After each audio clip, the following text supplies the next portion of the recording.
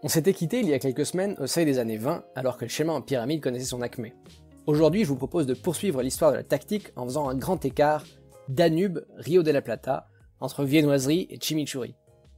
Pour ce faire, on se penchera dans une première partie sur l'Uruguay et l'Argentine, et dans une seconde partie sur l'Autriche. Forts de leur empire commercial de la fin du 19e siècle, les Britanniques s'implantent aux quatre coins du globe, et tout particulièrement dans la région du Rio de la Plata, estuaire que partagent Argentins et Uruguayens. A l'époque, 20% des investissements du Royaume-Uni sont à destination de l'Amérique du Sud. Près de 45 000 Britanniques vivent à Buenos Aires et y créent écoles, hôpitaux et bien sûr clubs de football. Malgré cette forte présence des anglo-saxons, ce sont rapidement des influences espagnoles et italiennes qui infusent. La physicalité du football, érigée en valeur cardinale par les Anglais, ne trouve pas le même écho chez les Latins. Comme le tango, le football fleurit dans les rues exiguës de la région du Rio. Et du fait de cette exiguïté, le jeu qui se développe fait la part belle à la conduite de balle et au raisonnement dans de petits espaces. L'Uruguay et l'Argentine appliquent alors comme tout le monde le 2-3-5 pyramidal que nous évoquions lors de la première vidéo. Mais leurs joueurs sont biberonnés à une philosophie bien différente de celle des Britanniques. C'est en 1924, lors des JO de Paris, que le monde en prend conscience. Et comme la Coupe du Monde de football n'existe pas encore, il revient aux Olympiades de déterminer quelle sélection nationale domine le football mondial. L'Argentine boude alors la compétition au contraire de l'Uruguay. Embarquée dans l'entrepont d'un bateau traversant l'Atlantique, la Céleste devient d'ailleurs la première équipe sud-américaine à venir jouer sur le vieux continent. Sans argent et composée d'ouvriers ou encore de vendeurs de glace, l'équipe qui débarque en France ne déplace pas les foules. C'est en effet dans un timide stade de Colombes que les Uruguayens lancent leur compétition. Et prise de volée, la Yougoslavie s'y fait atomiser 7-0. Un frémissement parcourt alors le tout Paris. Les matchs de l'Uruguay deviennent un événement à ne pas manquer. Et pour cause, 17 buts inscrits, 2 encaissés et une correction de la Suisse, 3-0 en finale.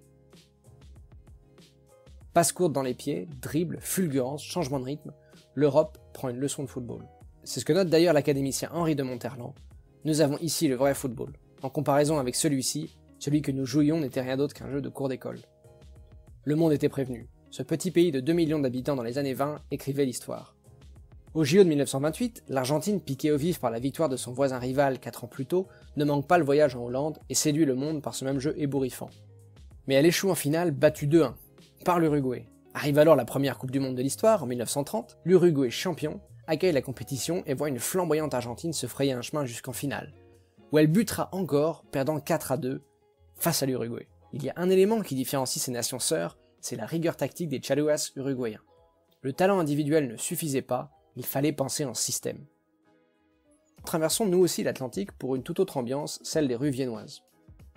L'Autriche est le seul pays, en dehors de l'Angleterre, à être témoin de l'affluence de dizaines de milliers de personnes chaque week-end dans les stades de football.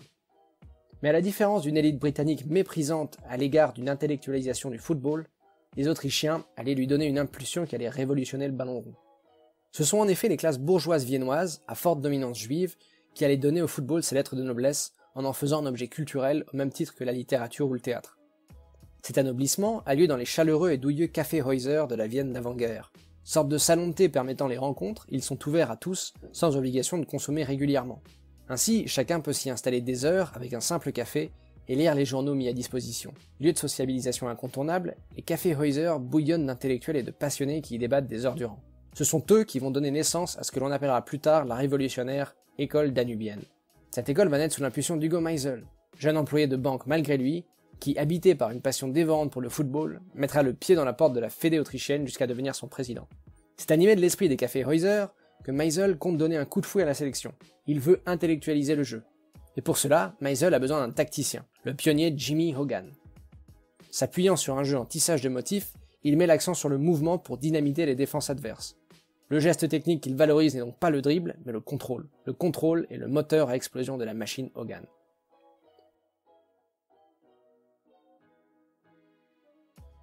Mais la Première Guerre mondiale vient abruptement rompre la collaboration Meisel-Hogan.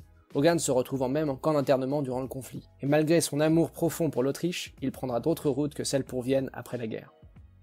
La philosophie d'Hogan continue tout de même de germer sur les bords du Danube, toujours sous la houlette de Meisel. Et c'est d'ailleurs inspiré par les succès uruguayens au cours des années 30 que perce la Grande Autriche. Fer de lance de cette nouvelle ère, Matthias Sindelar. Avant-centre d'origine ouvrière, il est pourtant aux antipodes des attentes de Meisel. Il est petit, dribbleur et insubordonné, ce qui lui vaut d'être boudé par la sélection. Ce n'est que sous la pression des Kaffeehäuser tombés sous le charme de la créativité insolente du jeune homme que Meisel se résout à l'intégrer pleinement aux 11 autrichiens. Alors que l'Écosse avait corrigé la Grande-Angleterre à Londres et devenant ainsi les légendaires Wembley Wizards, en 1931, l'Autriche les étrille 5-0. Le tourbillon Sindelar désarçonne complètement la discipline écossaise. La Wunder Team éclot. La même semaine, la France mitraille l'Angleterre 5-2. Le football britannique est pris de vertige, victime de sa politique d'isolement. Il est frappé de plein fouet par la qualité des sélections étrangères. L'Autriche, quant à elle, poursuit sa dynamique et enchaîne 11 matchs sans défaite. 9 victoires pour 2 nuls. Du jamais vu. Toutefois, l'avenir s'assombrit. C'est sous une Europe étreinte par le fascisme que l'avènement de la Squadra Azzurra et l'annexion de l'Autriche par l'Allemagne nazie éteignent définitivement ce premier âge d'or danubien. Comme un symbole, Sindelar marque son dernier but pour l'Autriche en 1938 contre l'Allemagne, 2 mois après l'Anschluss. Ce but victorieux lui valut l'intérêt des autorités nazies, déterminées à l'enrôler dans leur 11. Il s'y refuse jusqu'en janvier 1939, date à laquelle il est retrouvé mort aux côtés de sa compagne, victime d'un empoisonnement au gaz carbonique, aux origines aujourd'hui encore indéterminées. Pour résumer, l'entre-deux-guerres a vu le jeu britannique marquer le pas face aux Uruguayens et aux Autrichiens, qui eux ont eu l'audace d'enrichir le football. Leur jeu est plus virevoltant, plus rapide, plus discipliné aussi. Mais ce qui leur a conféré une supériorité sur le reste du monde, ce qu'ils ont véritablement consacré, c'est la primauté de la tactique. Voilà, c'est tout pour cette fois. Je voulais aussi vous laisser un petit message sur ce qu'il y a dans les tuyaux pour les vidéos à venir. Donc la prochaine sera une Fox Out of the Box. C'est un format qui me permet un peu de traiter des sujets plus larges. Là, on y parlera du rôle joué par le foot dans le conflit opposant le Qatar et le reste de la péninsule arabique. Et après cette vidéo, je referai un épisode de la tactique qui devrait nous emmener du côté de l'Italie championne du monde et du règne du schéma en WM. Merci à vous, puis à la prochaine.